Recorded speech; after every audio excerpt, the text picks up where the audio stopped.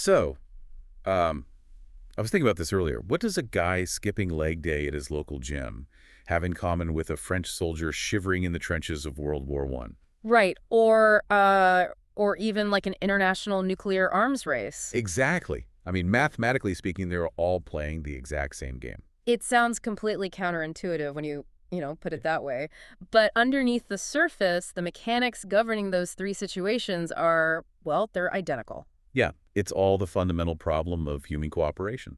Welcome to today's deep dive, by the way. Yeah, our mission today is to uncover the hidden architecture of trust and cooperation for you. Right, because we are pulling from this incredibly diverse stack of sources to try and figure out how human beings actually succeed at, well, at difficult things. It's a really fun mix. It is. We've got a physical education blog from Duke University talking about the concept of accountability partners. And then we pair that with some heavy-hitting game theory, Yeah. right? Yeah, totally. Some mathematical sociology papers from Jules Hedges and Jacob Dijkstra. And this fascinating evolutionary biology study on the prisoner's dilemma. The beauty of this particular stack of materials is that it takes something deeply familiar for you, like, trying to stick to a workout routine, and exposes the massive mathematical tension running right underneath it. Right. I want to start with that everyday example, actually, because the Duke University Recreation blog has this great practical piece on accountability partners. Oh yeah, the gym buddy concept. Exactly. They define an accountability partner as someone who actively helps you maintain commitment to a specific goal. So you don't just rely on solitary willpower, you find a buddy. And the blog is quite specific about the parameters, too. Like, it's not just grabbing a random person off the street. No, definitely not. You are supposed to find someone with a compatible communication style, a shared level of dedication, and you need a system for tracking your progress together. Which seems totally normal, right? You find a friend, you agree to hit the gym at, I don't know, 6 a.m. every Monday, Wednesday, and Friday for 30 days. You build a localized two-person cooperation system. Yeah, but the second you establish that partnership, you are assuming a baseline level of mutual trust. And game theory tells us that, rationally speaking, cooperating with your gym buddy is actually incredibly dangerous. Mathematically, you are heavily incentivized to betray them. Which is wild to think about. Right. But this brings us to the classic prisoner's dilemma, which is sort of the foundational model running through our sources from Robert Axelrod and Jules Hedges. So let me take a stab at explaining the dilemma based on the readings. Yeah. Let's say, imagine you and your partner have a choice every single morning. Okay, the 6 a.m. alarm goes off. Right, the alarm goes off. You can cooperate, meaning you drag yourself out of bed and show up at the gym, or you can defect, meaning you turn off your alarm, stay in your warm bed, and just leave your partner waiting in the cold. That is the core mechanism right there.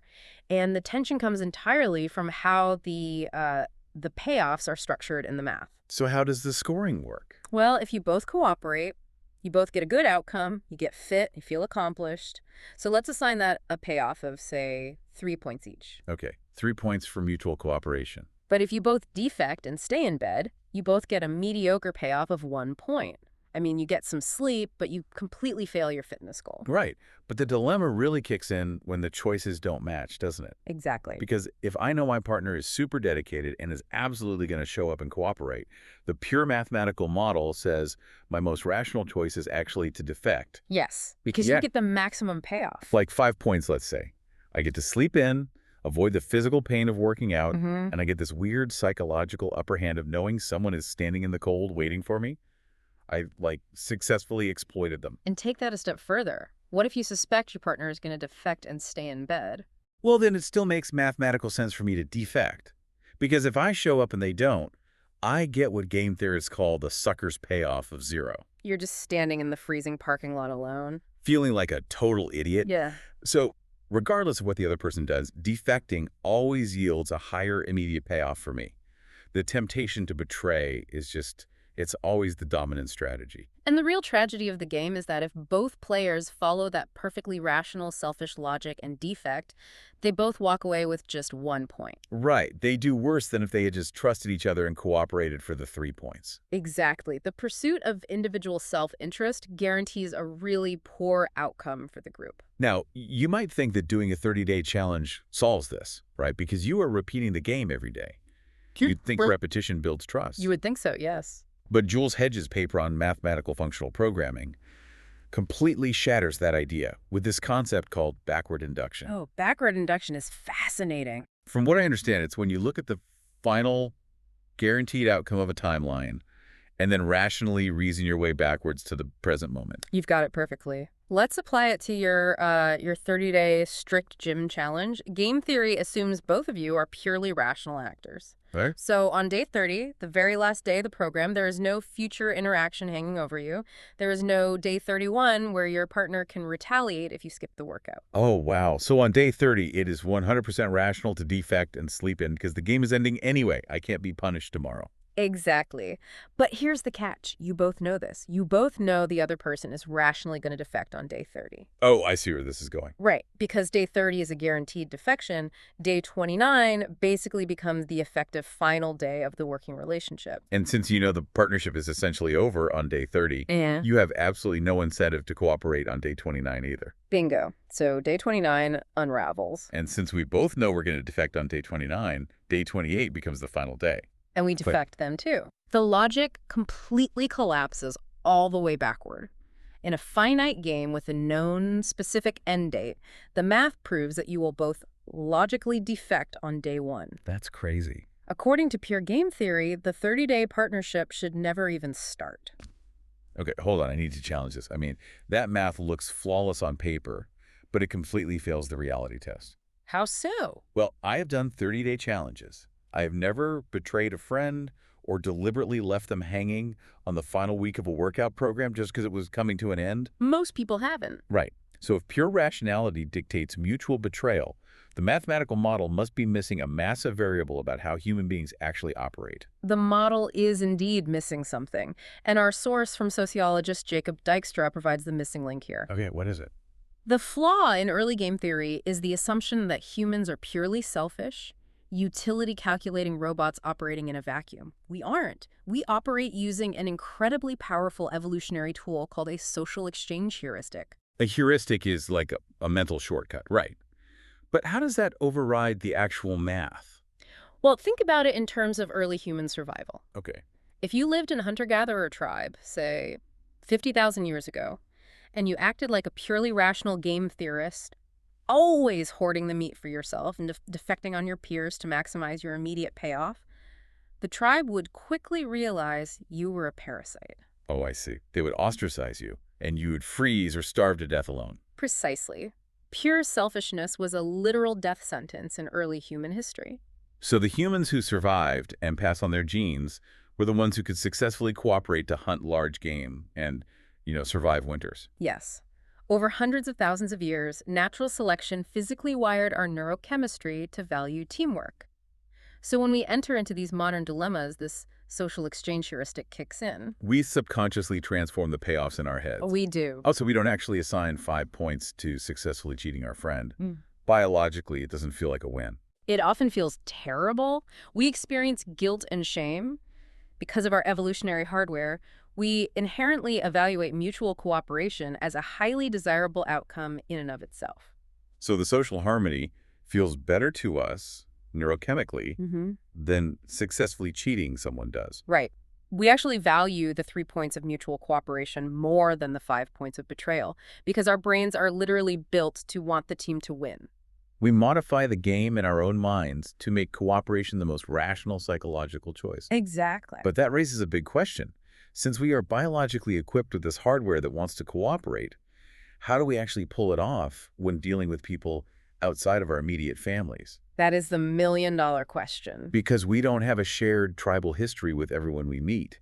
If there isn't a central authority like a boss or a government forcing us to behave, how do we build trust from scratch? That exact question sparked one of the most famous experiments in the history of game theory. It was conducted by political scientist Robert Axelrod in the early 1980s. Yes, the Axelrod computer tournament. I was fascinated by this in the sources. It's a classic for a reason. Axelrod essentially sent out a call to top experts in game theory, economics, psychology, mathematics, and he basically said, submit your best computer algorithms to play the prisoner's dilemma against each other. And these programs would play hundreds of rounds, choosing to cooperate or defect, trying to rack up the most points overall. And the submissions were incredibly complex. Oh, but unbelievably complex. Experts wrote algorithms that track deep historical probabilities. Some programs were designed to be actively deceptive. Deceptive how? Well, they would feign friendship and cooperate for 20 rounds just to build trust, and then suddenly backstab their opponent to steal the 5-point payoff. They were constantly trying to outsmart one another. But the winner of the entire tournament was the absolute simplest algorithm submitted, a program called Tit for Tat, written by Anatol Rappaport. Tit for Tat only contains 2 rules. It's brilliant. What are they? Rule 1. On the very first move, always cooperate. Just give the benefit of the doubt. Rule 2. On every subsequent move, simply copy exactly what your opponent did on the previous turn. That is the entire code. So if they cooperated yesterday, you cooperate today. If they defected yesterday, you defect today. Exactly. And it completely dominated all the complex algorithms. Axelrod analyzed the data and found that Tit for Tat won because it embodied 4 specific pillars of success. And as I read these, I realized they apply perfectly to the Duke blog's advice for a good accountability partner. Let's hear the comparison. First, the strategy is nice. It never, ever defects first. It avoids unnecessary conflict. Right. Second, it is provocable. The exact moment you defect, it defects in response. It absolutely refuses to be a pushover or let you exploit it repeatedly. Crucial for survival. Third, it is forgiving. If you mess up and defect, but then you go back to cooperating, Tit for Tat instantly forgives you and cooperates too. It holds no grudges. It just resets. Yeah. And fourth, it is clear. Its behavior is so radically transparent that the other player quickly recognizes the pattern and realizes that mutual cooperation is their only path to success. And Axelrod's profound realization was that these 4 pillars don't just work in computer simulations. No. No, they generate cooperation in the most extraordinarily unpromising real-world environments. They can even create trust between active, lethal enemies. The ultimate example from the text on this is the trench warfare on the Western Front during World War I. It's an amazing historical case study. You have these opposing small units of soldiers, French and British troops on one side, Germans on the other. Right. And they are stuck in muddy trenches, sometimes only 50 or 100 yards apart. They are under strict orders from their high commands to kill each other on sight. But instead, a phenomenon emerged that historians call the live and let live system. They developed an organic, tacit system of cooperation. The sources outline how these opposing units would deliberately refrain from shooting during specific times of day. Like, they wouldn't show the roads when the ration wagons were coming through to deliver food. Because they intuitively knew that if they blew up the enemy's dinner, the enemy would just blow up theirs in retaliation. Yeah, one soldier's diary even noted that 8 a.m. to 9 a.m. was strictly out of bounds for snipers on both sides, marked by a specific flag. They needed time for private business and breakfast. They were directly violating orders from their own generals to achieve this mutual restraint. It is a stunning proof that cooperation does not require friendship, shared values, or even a shared language. It can spontaneously generate between active antagonists. But wait, how does that square with the backward induction math we talked about earlier? Ah, good question. Because why did cooperation work so well in the brutal trenches of WWI? But according to the strict math, it completely falls apart in a simple 30-day gym challenge. It all comes down to a crucial variable game theorists call the shadow of the future. The shadow of the future. So the timeline of the interaction. Exactly. The timeline must be indefinite. You cannot know when the game is going to end. Oh, I see. In a 30-day program, you know exactly when day 30 is, so the backward induction unravels it. Right. But in the trenches of World War I, those frontline soldiers had no idea how long they would be stuck facing that exact same enemy unit. It could be weeks, it could be months, it could be years. Yes. Because they don't know when the final interaction will be, exploiting the other side simply doesn't pay off in the long run. Right. If I shoot your ration wagon today for a quick victory, and we are stuck looking at each other for another 6 months, my unit is going to starve for 6 months in retaliation. Exactly. The durability of the relationship forces cooperation. If the shadow of the future is large enough, meaning there is a high probability you will meet this exact same person again tomorrow, cooperation stabilizes. We see this exact mechanism in international relations, don't we? Oh, constantly. Think about 2 superpowers in a nuclear standoff, like the United States and the Soviet Union during the Cold War. Right. They despised each other ideologically, but they knew they would be dealing with each other indefinitely. So to elicit cooperation, you need an indefinite timeline, and you need to play tit for tat. Be nice, be clear, be provocable, and be forgiving. Okay, but I want to pivot to a really practical issue that comes up in the Harvard and Tokyo Institute study. Because what happens when someone actually breaks the trust, either accidentally or on purpose? Yeah, when things go smoothly, tit for tat looks like a genius strategy. But how you handle a defection really defines the durability of the system. Do you just passively mirror their defection, or do you actively punish them to enforce the rules and, like, teach them a lesson? For a long time, I know older sociological theories argued that active punishment was the key to stabilizing society. You have to make the rule breakers hurt so they don't do it again. Right. But the researchers in this study, David Rand, Isashi Atsuki, and Martin Nowak, they extended the classic prisoner's dilemma to test this. They gave players 3 choices: cooperate, defect, or punish. Specifically, they introduced a variable called costly punishment. Yes. I want to make sure I understand how costly punishment translates to the real world. I read it as basically burning my own resources just to make sure you suffer. That's a good way to put it. So, going back to my gym buddy, if my partner flakes and skips a workout, a passive tit-for-tat response is me just skipping the next workout too. I withhold cooperation. Right, a proportional response. But costly punishment would be me spending 2 hours of my morning texting all our mutual friends, gossiping about them, trying to destroy their social reputation by calling them lazy and unreliable. Wow, yeah. I mean, I'm burning my own social capital and my own precious time purely to inflict social damage on them. That is a highly accurate translation of the math into human behavior. It Yeah. costs you time and energy, and it inflicts a heavy cost on them. Right. And the fundamental question these researchers asked was, if we run evolutionary computer simulations with these 3 options over thousands of generations, does natural selection favor the people who spend their time destroying reputations? Does evolution favor the punishers? The simulation data was incredibly decisive. Natural selection overwhelmingly favors a strategy they called generous tit-for-tat. Generous tit-for-tat. And the defining characteristic of this strategy is that it never uses costly punishment. Wait, it completely abandons it. Completely. The researchers proved that if punishment is more expensive than the cost of just cooperating, which it almost always is in the real world, then using costly punishment destroys your own evolutionary fitness. Because you are bleeding your own resources just to hurt someone else. Exactly. The punishers eventually die out. But if you don't punish them, how do you stop them from walking all over you? Well, you still rely heavily on provocability, but without the escalation. If your partner defects, you defect in response. You passively mirror them immediately so they learn that exploiting you doesn't yield a reward. Okay, that makes sense. But you also have to factor in the problem of accidents. What if your partner didn't maliciously defect? What if they just got a flat tire on the way to the gym? If they get a flat tire, strict tit-for-tat views that as a defection. So I skip the next workout in retaliation. Right. Then they see me skip, so they skip the workout after that. We enter an endless death spiral of retaliation over one innocent mistake. Which is exactly why the strategy has to be generous tit for tat. To break that death spiral occasionally and randomly, you forgive them anyway. Unilateral forgiveness. Yes. Even if they defected yesterday, you throw a cooperate into the mix today to try and reset the cycle of mutual cooperation. That is a massive insight. I shouldn't burn 2 hours trashing their reputation. That just breeds deep resentment and destroys the relationship entirely. It really does. Instead, if they skip a day, I skip a day, signaling that the partnership is faltering. But the next week, I text them and say, hey, I'm heading to the gym tomorrow. You want to come?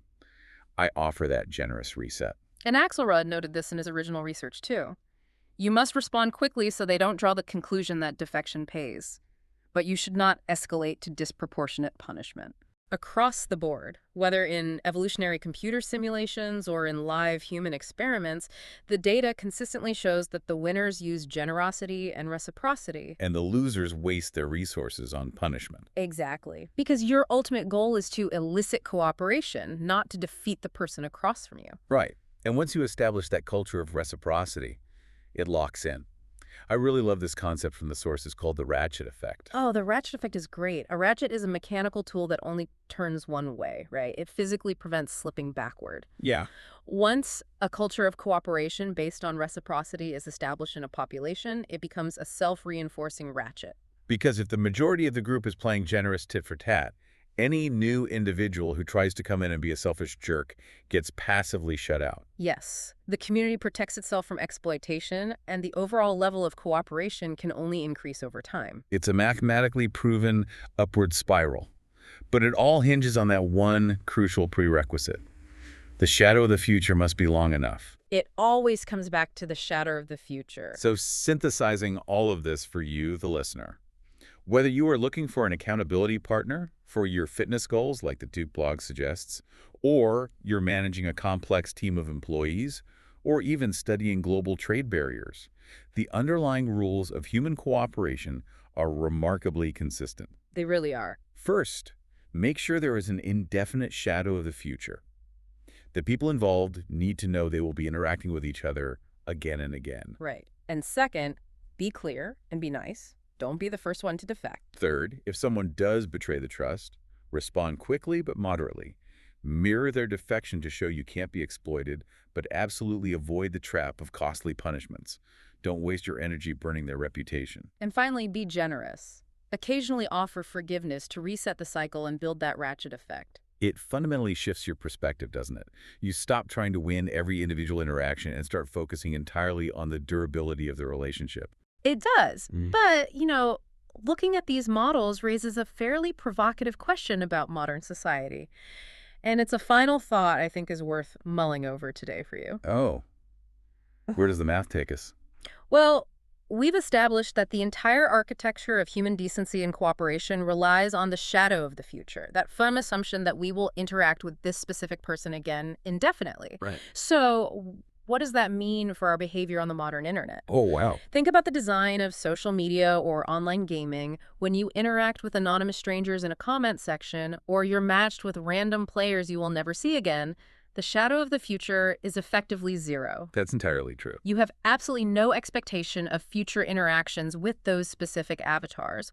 So could the lack of that shadow be the exact mathematical reason why anonymous online spaces so quickly unravel into toxic mutual defection? Because without the shadow of the future, backward induction kicks in on day one. It becomes completely rational in the game theory sense to betray, to troll, and to defect immediately, because there's zero long-term consequences. We have essentially built a global communication network that completely strips away the one mathematical prerequisite for human cooperation. That is a staggering thought to leave on. It turns out, whether you're trying to survive a toxic internet comment section, survive the trenches of a world war, or just survive a 30-day gym challenge without quitting, you can't just rely on solitary willpower. No, you can't. You have to understand the underlying game you are playing, and you have to make sure the shadow of the future is always hanging over it. Make sure the game never really ends. Thanks for joining us on this deep dive. See you next time.